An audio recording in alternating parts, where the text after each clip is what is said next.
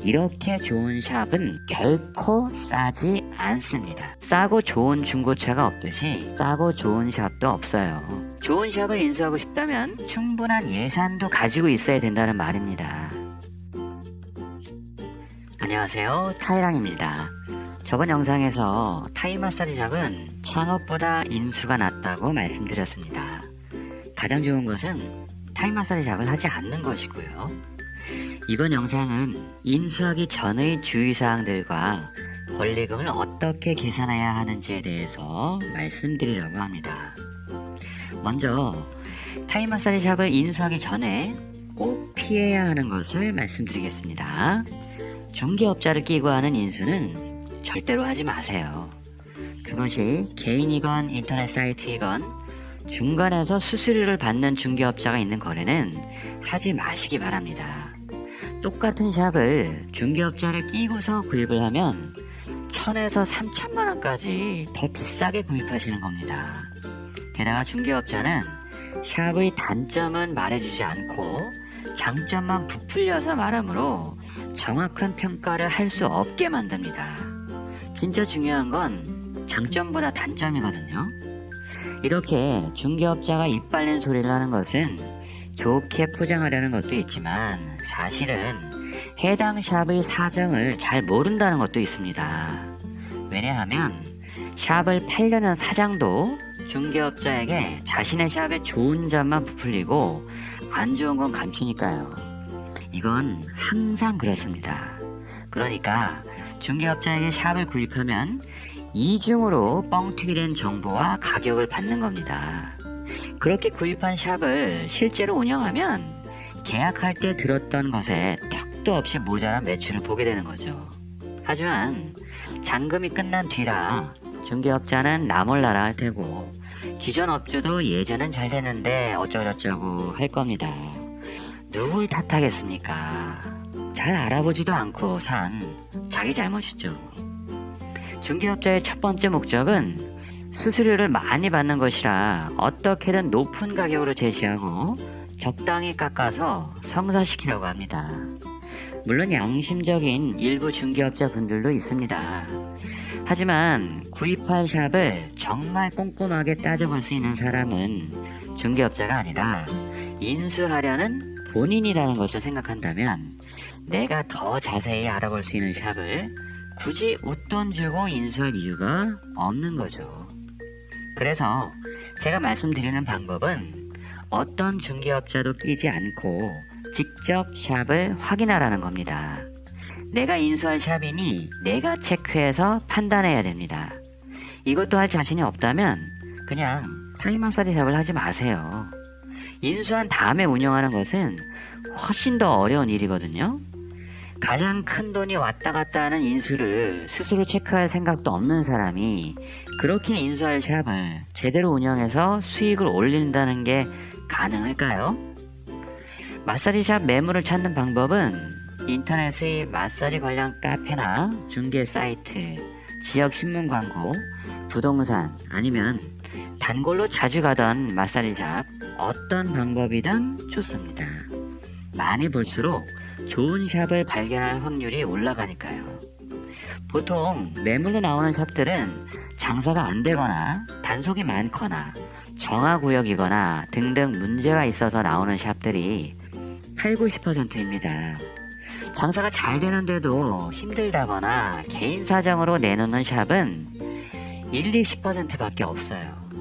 이런 1~20%의 샵들 중에서도 수익도 괜찮고 샵의 크기나 인테리어, 관리사들까지 다 좋은 샵은 5%도 안 되니까 진흙 속에서 진주를 찾을 수 있는 능력이 필요한 겁니다. 그리고 이렇게 좋은 샵은 결코 싸지 않습니다. 싸고 좋은 중고차가 없듯이 싸고 좋은 샵도 없어요. 좋은 샵을 인수하고 싶다면 충분한 예산도 가지고 있어야 된다는 말입니다. 좋은 샵을 가진 업주는 싸게 팔 이유가 없습니다. 안 팔면 그냥 계속 운영하면 되죠.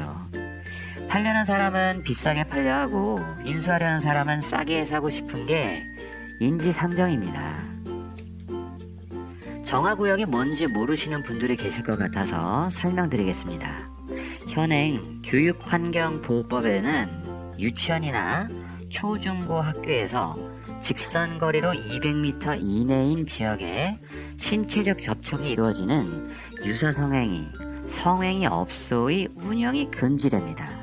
그래서 마사지 업소도 여기에 해당되므로 정화구역에 있다면 집중 단속되다가 팔지도 못하고 철거하고 폐업해야 하는 경우가 생깁니다.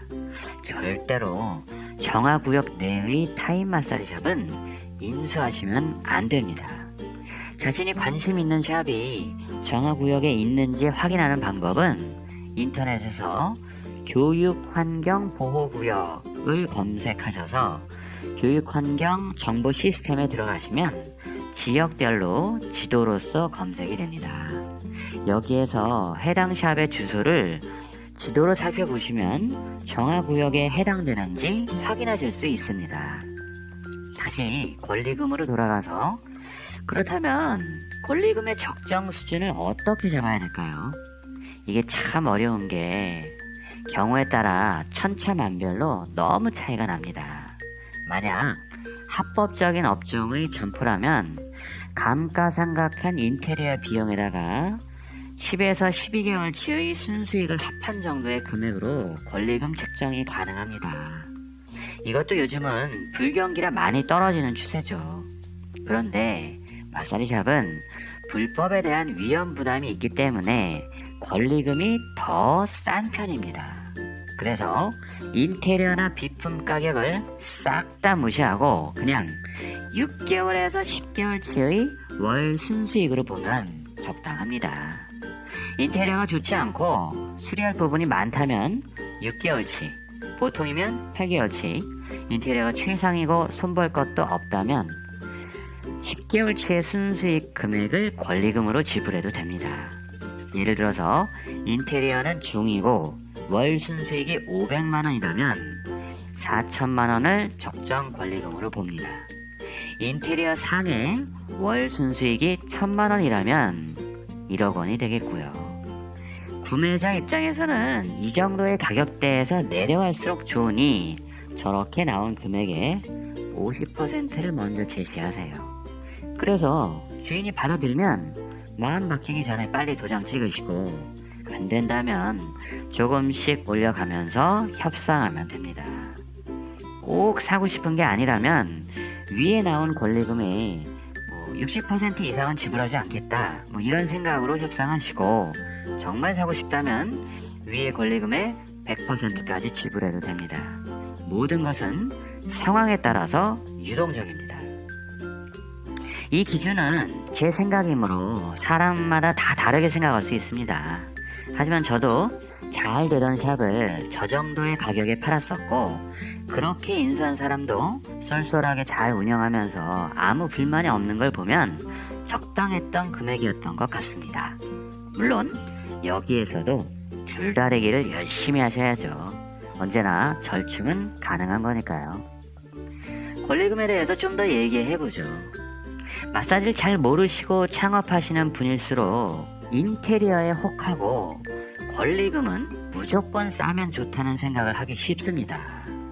이렇게 단순하게 금액만으로 판단하시면 안 됩니다. 그 샵의 순수익을 최대한 정확히 파악해서 순수익 대비 비싼지 싼지를 따져야 됩니다. 순수익을 모른다면 권리금은 책정도 안 돼요. 권리금이란 돈을 잘 벌 수 있도록 마련해 놓은 유무형의 기반에 대한 대가입니다.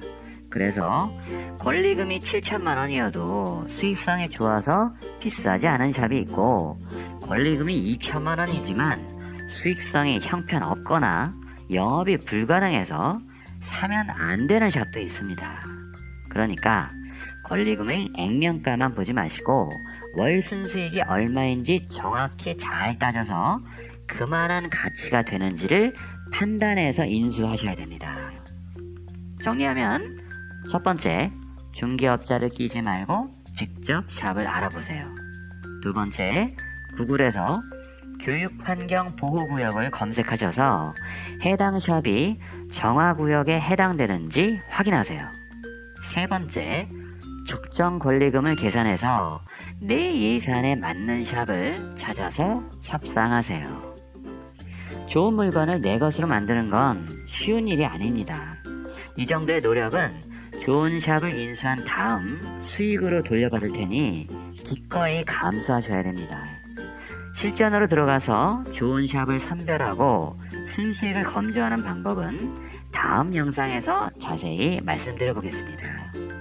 영상이 괜찮았다면 구독과 좋아요를 눌러주시고 댓글 주시면 성심껏 답변해 드리겠습니다. 그럼 다음 영상으로 돌아오겠습니다. 감사합니다.